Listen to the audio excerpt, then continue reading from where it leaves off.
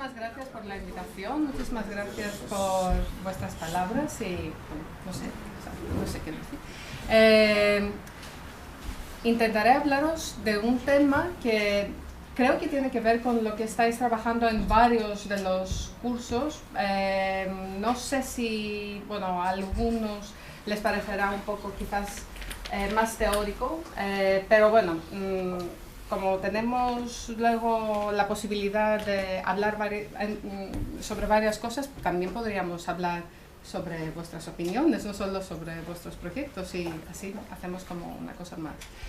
El título está en inglés porque se utiliza una palabra que es wilderness, que es una palabra intraducible en español, que se refiere a una situación o un contexto sobre el cual incluso hay se llama Wilderness Act, que es como una ley para la protección de lo que no tiene relación inmediata con el hombre, no ha sido hecho por el hombre y tampoco vive el hombre en ello. Y este Wilderness Act se firmó en Estados Unidos en el año 64 por Johnson, y desde ahí empieza como una nueva era en nuestra relación con lo que es natural y todo lo demás. Bueno, antes de empezar, aquí tengo como una lista de autores y sus visiones de cómo se puede categorizar la naturaleza. Hay siempre esta primera naturaleza, la naturaleza que no está tocada por el hombre, y luego empezamos a tener como varias etapas de naturaleza, que en algunos casos llegan a ser hasta 6, o en algunos casos las categorías son un poco más generales. Lo que sí se ve claramente es que, según todos estos autores y muchos más que no están aquí presentados, hay etapas de lo natural, y eso también nos hace pensar cómo puede ser que lo natural se puede categorizar y por qué se puede. Empezamos con lo que os voy a contar. Realmente os voy a hablar de la relación de los humanos. Me vais a perdonar si no digo siempre humanos, si digo hombre, no lo hago por desprecio a las mujeres, lo hago porque me sale más fácilmente, pero es que, bueno, la relación de los humanos con su entorno, y lo vamos a dividir nosotros también en 5 fases. En la primera fase es la fase que, sí que ha sido hombre, el hombre ha sido expulsado. Luego, la segunda es la de socialización, la tercera es la de coronación, la cuarta cuando ya está derrocado, y luego otra vez lo vamos a ir retomando. Sé que no se aclara, pero creo que iremos aclarando poco a poco. En la primera fase, que tenemos el hombre expulsado, bueno, la cosa empieza con el cuento. El cuento es que Adán es la criatura más privilegiada de todas las criaturas. Dios le invita a sentarse al lado de él y a empezar a nombrar las cosas. Así que Adán tiene la posibilidad de nombrar. A la hora de nombrar se produce un instante muy importante, que es el de separación, porque para poder nombrar las cosas hay que separarse de las cosas. Se produce también esta distancia que luego poco a poco le va a conducir a ser expulsado de la Edén. Pues dice Michel Foucault, hablando de Adán en su libro Las palabras y las cosas, que este primer momento de nombramiento de las cosas es el primer momento de ocupación de la naturaleza, porque para poder nombrar a las cosas hay que poder categorizar las cosas, hay que poder comprender las cosas, y la palabra comprender quiere decir una cosa que se hace mío. Hay que poder separarse de las cosas, distanciarse de ellas, y así poder llegar a tener una visión exterior de las cosas. Claro, una vez que se ha producido esta distancia, nunca más va a poder volver a entrar en relación con la naturaleza, no va a sentirse como los otros animales, no va a ser parte de esta cosa sin tener que pensarlo. Y esto es muy importante porque de ahí se produce el hombre sin hogar, del que habla Heidegger. La naturaleza en este momento es una naturaleza vasta, inexorable, indefinida, incontrolable, caótica, bueno, se podrían decir muchas cosas. José Luis Pardo, un filósofo español que seguro le conocéis, habla de lo natural como todo lo que nos es anterior y exterior. Vamos a volver a esta definición de lo natural más adelante, pero en ese instante el hombre tiene que protegerse de la naturaleza. La naturaleza es una cosa amenazante para él, es una cosa con la que, bueno, no puede realmente hacer las cosas y, bueno, encuentra dificultades y busca protección. Lo natural con lo artificial tienen en ese momento una relación parecida a la del océano con una isla. Lo natural es todo y lo artificial, lo producido por el hombre, es una pequeña cosa que intenta estar ahí como de alguna forma. Claro, esta isla se va yendo.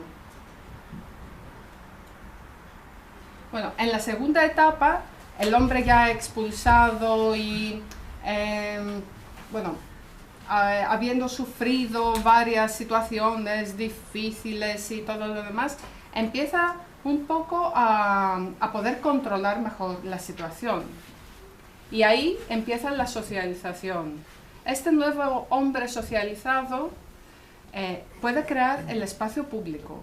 El espacio público, dice Hannah Arendt, que es el espacio que excede la vida de los mortales. ¿Qué quiere decir esto? Quiere decir que no es público si solo habla de la duración de la vida de uno mismo. Para que sea público hay que tener algo relacionado con los que han estado aquí antes de nosotros y hay que mirar hacia el futuro, hacia los que van a venir después de nosotros. Es una condición sine qua non para que sea público. Los espacios públicos tienen que exceder la vida de los mortales. Esta trascendencia de la inmortalidad terrenal que tiene el espacio público es la que hace posible la conexión entre ascendientes y descendientes. Nosotros mismos y nuestros espacios públicos son los que permiten que nuestros ascendientes tienen algo de conexión con nuestros descendientes. Así que siempre proyectamos con el pasado para ir conectándolo con el futuro. Y esta continuación y prospección van unidas siempre al hecho de proyectar. Claro, hay herramientas que utilizamos para hacerlo todo esto. Las narrativas y los relatos son herramientas muy importantes porque las narrativas y los relatos conectan los sujetos con el espacio utilizando el tiempo que une a todos y el tiempo que transcurre. También otra cosa importante a tener en cuenta es que hay que tener elegibilidad de las referencias. Si vamos a hablar con alguien utilizando referencias, pues estas referencias tienen que ser legibles para el que recibe nuestro mensaje. Dice Marc Augé, el antropólogo, que las tres características del lugar son estas: historia, relación e identidad. Si en un espacio compartimos historia, relación e identidad, tenemos un lugar. Si en este espacio no compartimos estas tres condiciones, tenemos un no lugar. Aunque no es el tema, para que os quede un poco más claro, os voy a dar un ejemplo. El hospital es un no lugar para los pacientes, porque ahí no comparten ni historia, eso esperamos por lo menos, ni relación, porque los que tienes al lado no están relacionados contigo de alguna forma, ni identidad, les quitan la ropa y les ponen una ropa homogénea a todos, no tienen nada. Sin embargo, el mismo hospital es un lugar para los médicos, para la gente que trabaja ahí, porque ellos sí que comparten relación, historia e identidad. Bueno, pasamos del espacio socializado a la condición del hombre coronado, que es lo que se llama antropoceno. Antropoceno es un término que no ha sido del todo aceptado por todos, pero sí se está utilizando. A nosotros nos sirve para describir una época que el hombre es muy importante para lo que pasa en todo su entorno. Tener en cuenta que las épocas anteriores eran el Pleistoceno y el Holoceno. El Pleistoceno, plisto, en griego, significa muchos, y el Holoceno, holo, significa todo.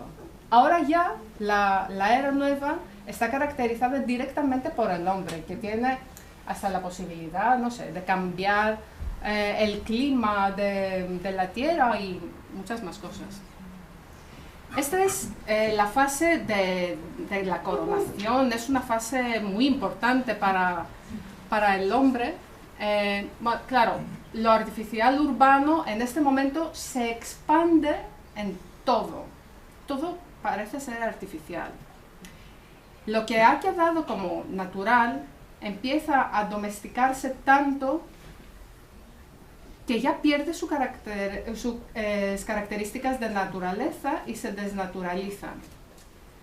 ¿Qué quiere decir esto? Quiere decir que no es ya ni amenazante, ni caótico, ni incontrolable, ni incomprendido, ni impensable. No es nada de esto. Lo natural empieza a tener desnaturalizado.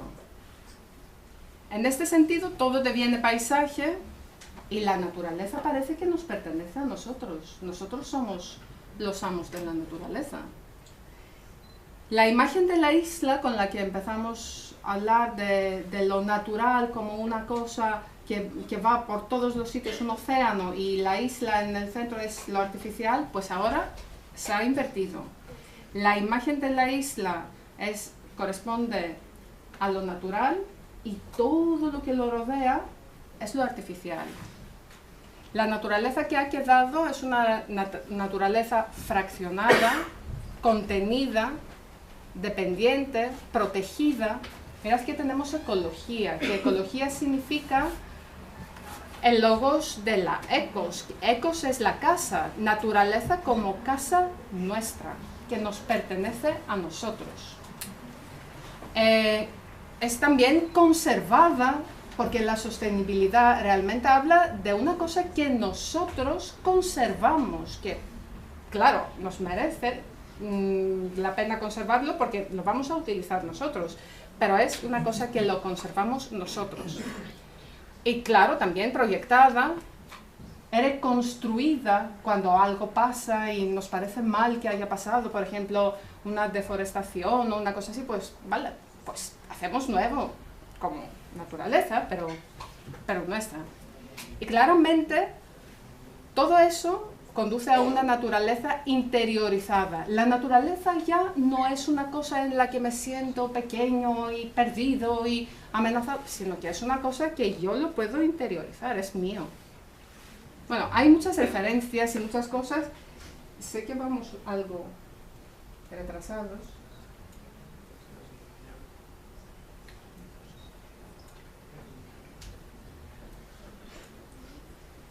Es así la situación actual. La naturaleza la tenemos en un sitio y la vamos mirando desde arriba y desde fuera.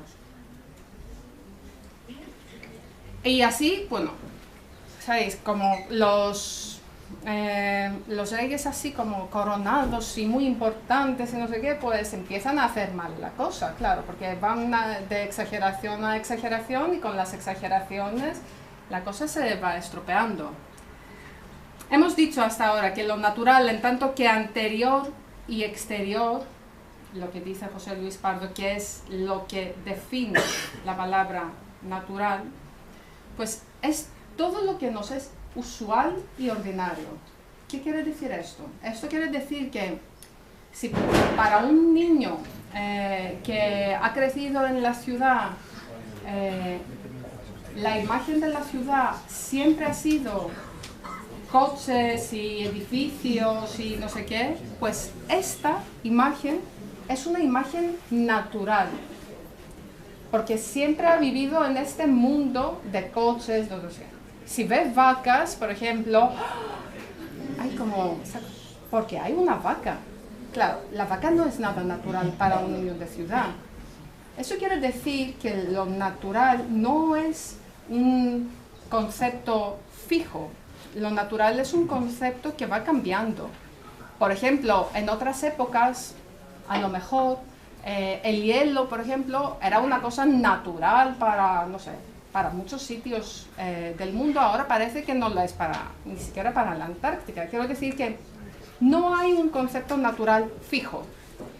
Lo que es natural no es algo fijo.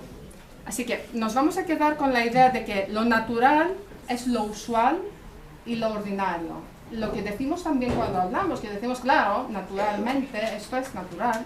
Vale. La ilusión de esa naturaleza virgen, la naturaleza verde, que podríamos decir, es una representación icónica. Es una cosa como, es una imagen, no es nada más. Es una versión esterilizada del pasado, es una cosa que lo hemos cortado y lo hemos empaquetado y hemos dicho, vale, de acuerdo, cuando hablamos de naturaleza vamos a pensar en cosas verdes, que eso parece más natural. Y también, claramente, es una comodidad consumible, es una cosa con la que hacemos negocios, se puede vender la imagen de esa naturaleza virgen o verde. Sin embargo, lo natural en el que vivimos, lo natural en el que se crea el concepto de lo que es natural, en gran parte es esto, es una cosa hecha por nosotros. Así que ya lo natural es una cosa hecha por el hombre. Claro, conservamos en algunos sitios esas imágenes naturales, verdes, un poco torcidas a veces. Bueno, ¿qué pasa? Ya que lo hemos comprendido todo, lo hemos controlado todo, lo hemos llegado todo a sus extremos, pues hay espacios de donde de alguna forma rara vuelve a surgir una cosa que es incontrolable, como son los espacios desindustrializados, como hay zonas enormes en el mundo occidental, la mayoría, pero en pocos años ya veremos, donde se quedan industrias abandonadas. Ahí parece que surge una situación que tiene muchas de las características de la naturaleza virgen, pero la naturaleza virgen del pasado, de Adán, que por ejemplo, en estas áreas de abandono, desérticas y arruinadas, tenemos falta de control, ya no podemos controlar estos sitios, son sitios peligrosos, uno no se siente nada cómodo de deambular por estos sitios, tienen características de caos, y claro, ¿qué se hace para poder volver un poco a controlar todo? Pues se utiliza como herramienta la naturaleza virgen, que es decir, que vamos a sitios así, que nos crean esa incomodidad de una cosa no sé qué, o así, que ahí sí que surge algo, ahí se está cociendo algo por debajo que parece mucho a lo natural que ya hemos abandonado y perdido. Y claro, utilizamos herramientas como el verde y hacemos operaciones de, bueno, Se podría utilizar incluso la palabra gentrificación aquí. Vale. Así que, volvemos al principio, otra vez. Una cosa que está bien sabida es que, ya que nos hemos salido de la Edén, pues nunca, jamás vamos a poder entrar plenamente, como antes lo éramos, en la naturaleza. Eso hace que después de la Edén siempre habrá naturaleza. La naturaleza es una construcción que existe una vez que uno ha salido de ella. No existe cuando uno convive con ella sin pensar en ello. Así que nosotros estamos ya fuera, estamos, como dice Heidegger, siempre, para siempre, sin hogar, porque nunca vamos a poder volver a nuestra condición del pasado. ¿Qué hacemos aquí fuera, como estamos? Pues proyectamos, porque el proyecto es una forma para controlar nuestra exterioridad a todo, porque estamos fuera. ¿Cómo proyectamos? Proyectamos con relación. Relación quiere decir relatar, contar, conectar. Relación quiere decir encontrar lazos con los demás. Proyectamos con legibilidad. Legibilidad quiere decir que nos importa la identificación y la empatía. No somos autistas encerrados en nuestros conceptos. Proyectamos con resiliencia. Resiliencia quiere decir cosas opuestas a la vez, como por ejemplo resistencia y elasticidad, pero a la vez, o comprensión y apertura, pero a la vez. Y proyectamos con pertenencia, y pertenecemos a nuestro pasado común y pertenecemos también al futuro al que aspiramos. Eso quiere decir que el proyecto siempre va a ser un proceso cíclico, porque trabajar con el tiempo supone operar desde el otro que nos precedió y hacia el otro que nos va a seguir.